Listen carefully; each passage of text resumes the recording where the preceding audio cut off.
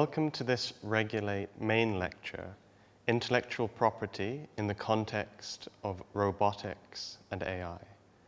I'm Dr. Luke McDonough from LSE. By now, you will have seen the introductory session. In this more detailed session, we will look at each of the intellectual property rights as they apply in the context of robotics and AI, and we will study some case law. The case law will indicate the practical ways in which intellectual property can be used by people like you or your collaborators to give a certain amount of protection to the creativity, the intellectual products that you're producing. So moving on and recapping what we did in the last session, you will remember that we mentioned that the robotics and AI fields are dynamic, resource-intensive, and collaborative. And as such, intellectual property agreements between you and your collaborators will inevitably be important. You will remember that IP is not one thing. We have looked at 5 different categories of IP: patents, trade secrets, copyright, trademarks, and registered designs. Now we're going to look at them in a bit more detail. Starting once again with patents, I want to flag up a very important factor. When you have come up with your invention, it is crucial that you do not publish your invention until you file for the patent. And for many of those of us who work in universities or in the public sector, this goes against our usual practice. Usually when we create something new, we want to share it with the world. We want people to read about it. The problem is that if you publish before you file the patent, when the patent examiner looks for prior art, they will find your publication, and that publication will defeat the novelty of your application. So it's very important that you keep your invention secret and do not publish it until you file the application with your patent attorney. Your patent attorney or your technology transfer office can advise you on this. Once you file the application, you are free to publish as much as you like. So this is not a question of never publishing. It's simply a question of priority. Make sure that the priority date on your application is known to you so that you can plan your publication to follow that date. If you're submitting your work to a journal, you can also request that the journal keep the information secret. In so doing, you will already see how there's overlap here between trade secrecy and patents. At least temporarily, you're relying on others, like your patent attorney, like journal peer reviewers, to keep your invention secret.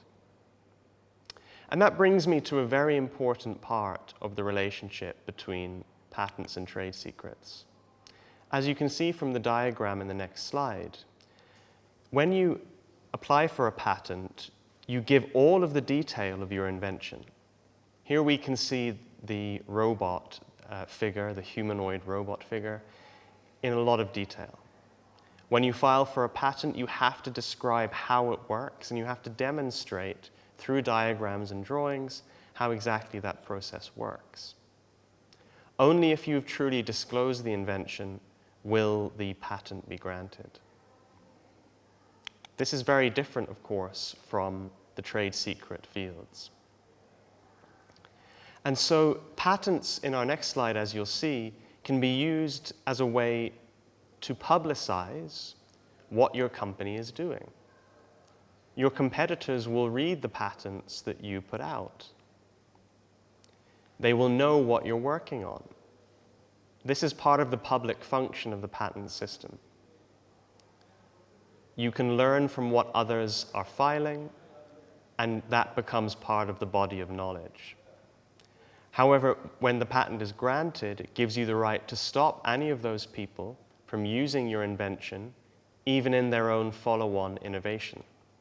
That is, until the patent runs out 20 years later.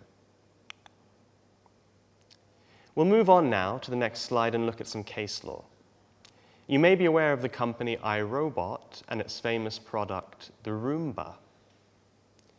This is a smart device, a vacuum, that has a lot of sensors and internal electronics that enable it to maneuver itself around your house without it bumping into furniture. As you can see from the slide, a rival company tried to bring out a product modeled very much on the Roomba that looked very like it, but more importantly, from the point of view of patent law, the inner workings of the device, the inventive aspects to do with the sensors, were copied. And so this was a clear indication of patent infringement. iRobot sued in Germany. They very likely would have won the case, but Solak, the other company, settled and withdrew the product from the market. We see another case in the next slide, InTouch against Vigo. Here again we have smart products, elements of AI interacting with robotics. This is a robotic device that can move into rooms where there are patients with infectious diseases, and it can communicate with them and help to treat them. Coming out of the COVID-19 pandemic, this is the sort of device that will prove useful over the past 3 years. So what we had here were two devices that performed the same function, but looked different. And in the end, the court decided that the inner workings of the two devices were sufficiently dissimilar that there was no patent infringement here. So even though the InTouch patents were valid, they were not infringed in this case. So that's a lesson for all of us. Just because we have a patent and the courts uphold that patent, it doesn't mean that our competitors will necessarily be infringing. Sometimes it is possible to invent around somebody else's patent and get away with it.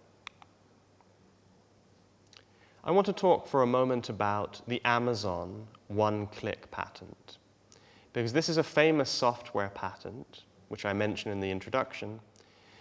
These are hard to obtain, particularly in Europe, but they're theoretically possible. This is a great example of a valuable patent that Amazon held from 1999 in the United States.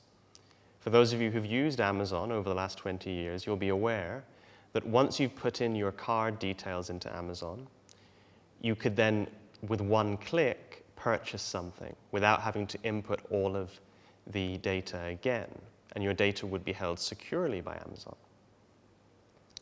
So this one-click patent was accepted by the US Patent and Trademark Office in 1999 as novel, inventive, and capable of industrial application.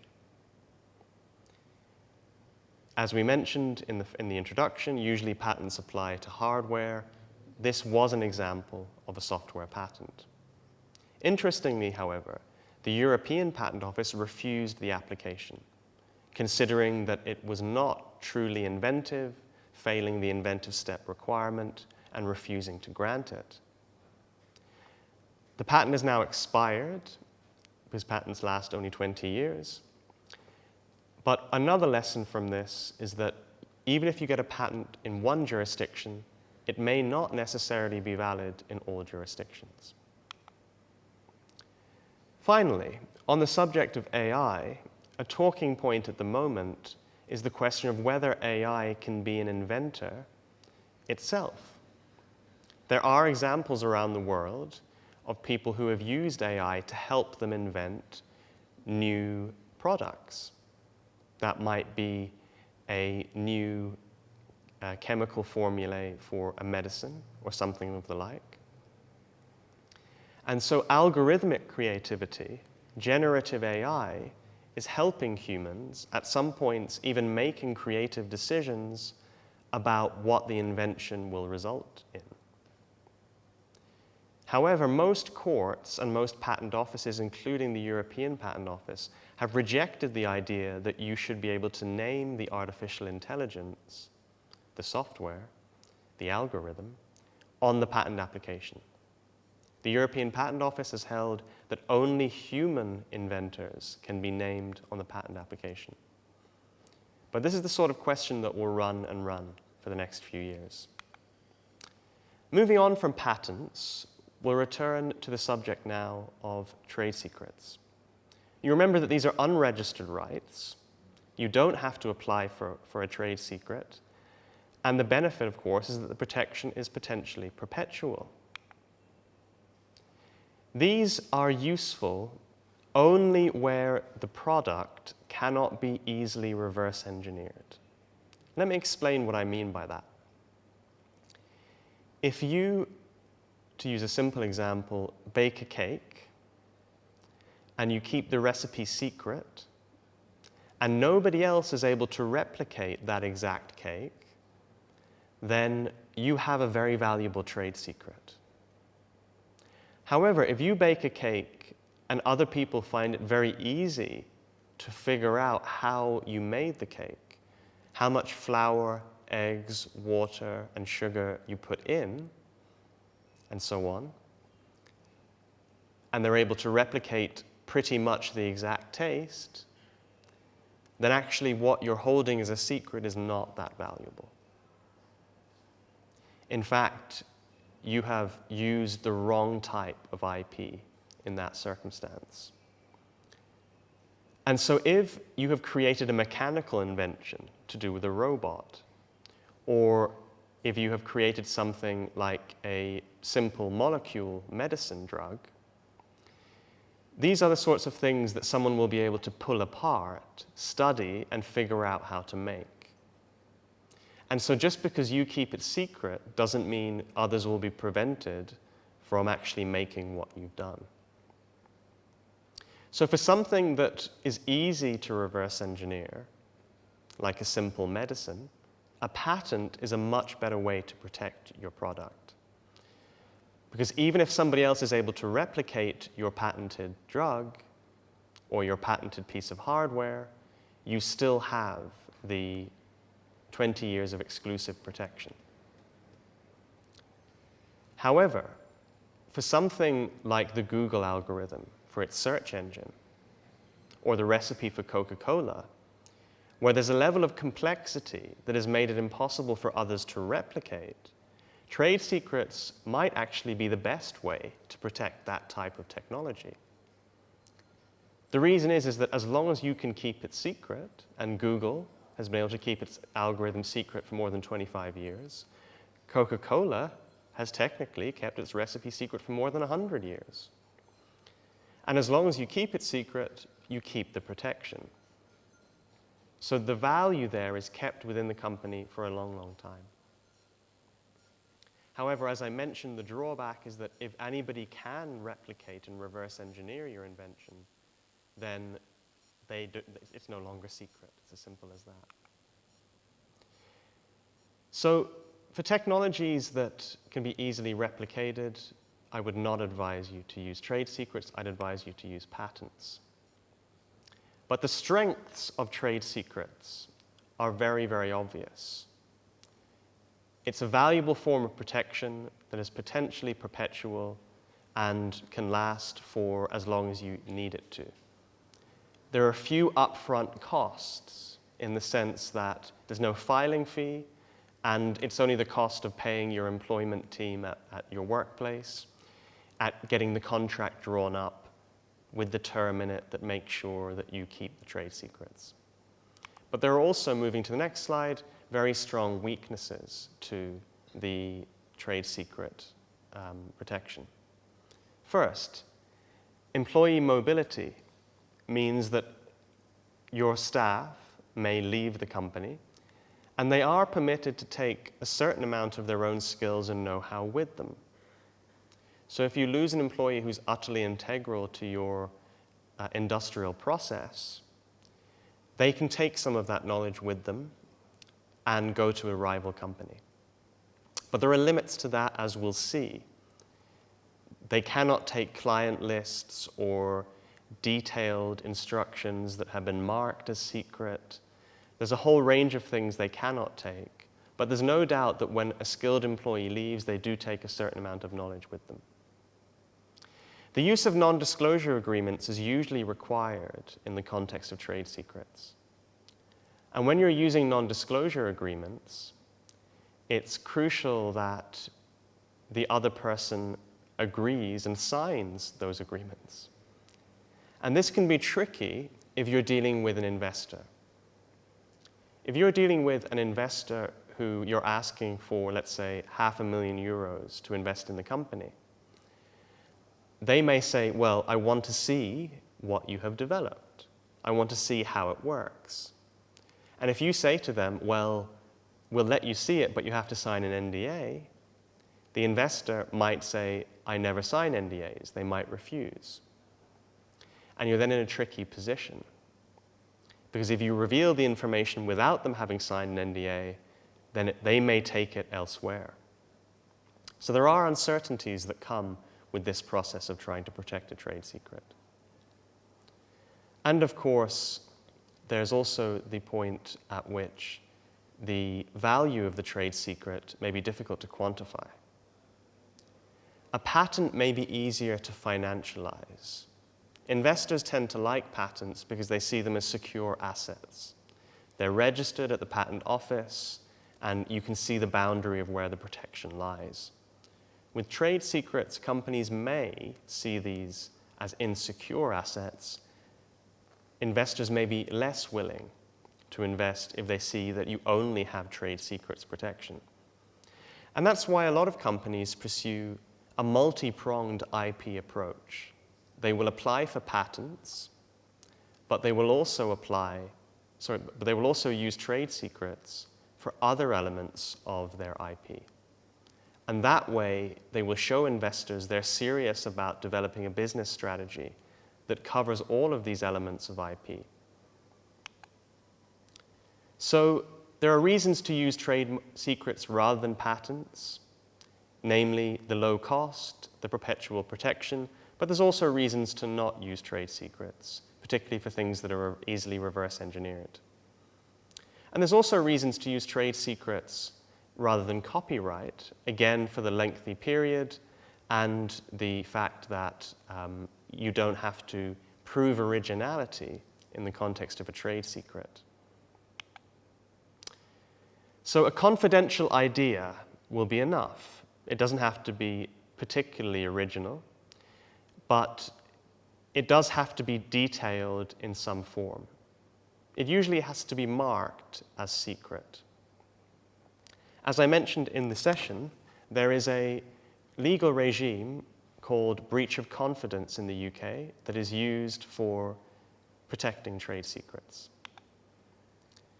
The way that this works is that, as in line with the EU test, you have to take reasonable steps to keep the protection, going. In the UK context, what this means is that the information that you are seeking to protect must have the quality of confidence. It must have an obligation of confidence on the other party, and it must be used in an unauthorized way to your detriment. And so we can go through the different categories: the quality of confidence, the obligation of confidence, and the unauthorized use. One of the examples I mentioned already is the Google algorithm, and I'll mention a case involving Google in a few moments. But I just want to mention that lots of information has been found in case law to be protected by trade secrets, including ordinary business information, confidential technical information, even literary and artistic information in the context of pitches that have been made to TV studios. But I want to finish off trade secrets by talking about one of the major cases that's happened in the last few years. One of the main engineers, Anthony Lewandowski, left Google and went to Uber about 5 or 6 years ago. but he took with him a huge data set that Google had gathered while he was working at the company. And that was a breach of trade secrets. He was in violation of his former employment contract and the NDA that he had signed. Crucially, in the United States, theft of trade secrets is also a crime. And Lewandowski was sentenced to a large fine and also given a prison term. So it's worth pointing out that trade secret theft is a very strict offense. In relation to copyright law, one of the key things to remember is this application in the context of software. We know that companies can use copyright to prevent others from copying their software. You can't prevent someone from copying the function of the software, but you can prevent somebody from copying the code itself. In other words, if you create a new type of word processor, you can't prevent others from trying to create their own new versions of the software of the word processor, but they just can't use your software to copy. If they use your code, you can take an action against them. Famous examples of free and open source software include Linux, Mozilla, and Android. These are all examples of software that's protected by copyright, but which has been licensed down the chain of owners in order to allow others to improve the software as it goes along. It's a very clever process. Right now, the biggest case in AI and IP is a case that's taking place in the US and the UK, Getty Images against Stability AI. A lot of the AI processing and training that is happening right now, whether it be at OpenAI or Stability AI, is happening through the scraping of data and images from the web. At the moment, these companies are not paying the copyright owners for the use of those images or those texts. Getty Images is claiming that the use of their images by Stability AI is a violation of the copyright in those images. In the UK and the EU, the exceptions to allow data mining are actually quite limited in the commercial context. So it's quite possible that this will be a violation of copyright law in the EU and UK. However, in the United States, there's a defense to copyright infringement called fair use.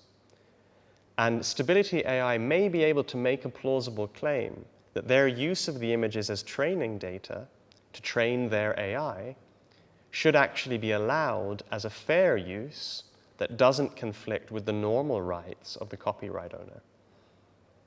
So we may see the EU and the US moving in different directions on AI. The EU has even proposed just this year a new AI Act. And in the Act, the EU is going to make a mandatory requirement of transparency on the part of AI companies. This will require companies to be open about what training data they are using. And so that will mean those companies will have to pay for the use of that data. If they do not comply with those rules, they may be fined up to 7% of their annual turnover, or 40 million euros. Another question that comes up from time to time, alongside the question of whether AI can be named on a patent application, is whether AI can be an author. We've seen with generative AI that you simply type into ChatGPT, write me a song in the style of Nick Cave, and it will do it. It will give you the lyrics to a song. And so, for such generative AI, the question becomes, who is really the author here? All of the creative choices are being made by the author, by the AI, rather than the human author. However, most jurisdictions to this point have said that AI creations cannot be protected by copyright and are thus in the public domain, or they are they're owned by the human author who's told the AI what to do. So the AI author debate goes on. You can read more about it at the link I've given you in my slide. But for all intents and purposes, right now AI cannot be named as an author. Trademark law, as I mentioned in the introduction, is relatively straightforward here. You apply for a trademark so that you have a distinctive brand for your company, a logo, a name. You can see from this slide the list of trademarks I've given you for all of these robotics companies are all distinctive. They stand out. That is the essential quality of a trademark. It must allow the consumer to distinguish the products of one company from another. So when you think about your company name and your logo, it will have to be different enough from your rivals in that field. And when you apply for the trademark, your rivals might complain if your company name is too close to theirs. And this is precisely what's happening in the Anthropic case. In the Anthropic AI case, they're suing Anthropic Inc. for trademark infringement. So we have two companies with a very similar name, operating in a very similar field, who are at war with each other over who has the right to that name. So it's a good indication that this issue of trademarks is likely to be more and more relevant in the AI field. Moving on to registered designs, our final IP right, we can see in this slide that the design of robots can be very important to their consumer and commercial appeal. A lot of robotics and robotic products are consumer-facing. And so the products should look attractive or enticing or friendly in some way. The kind of robot products that are designed to help children learn should look friendly and not scary. And so companies are investing more and more in the design of their products. You can register designs for robotic or AI-related products at the EU Intellectual Property Office. So obviously things like the Shark Ninja, this lawnmower, this pallet, the robotized pallet runner, all of these are registered designs. So recapping our main lecture, we've looked at all 5 of the IP rights: patents, trade secrets, copyright, trademarks, and registered designs. We've looked at case law and examples from each. And you now have a much clearer idea of the kind of IP portfolio that companies in the fields of robotic and AI tend to have. Most companies do not pursue only one type of IP. Smart companies take an approach where they look at all the different types and figure out where they fit in. Virtually all companies will need a trademark. That goes without saying. Your company name, your logo. If you're a pure software company, you may never apply for a patent. You may simply use copyright and trade secrets to protect your software. If you're dealing with hardware, in all likelihood, you will deal with patents as well as trade secrets. You may also deal with registered designs if you want to protect the look and feel of the product. So each company will have a different approach based on its own needs. So that's something for you to think about.